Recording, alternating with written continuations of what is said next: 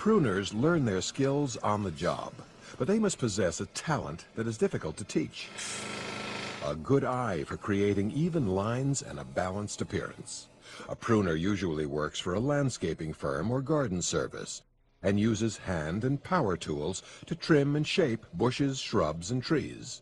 Satisfying the customer and the boss is important, so you have to work quickly and carefully. Once a hedge has been cut, you can't put the branches back again. To be a pruner, you have to be strong.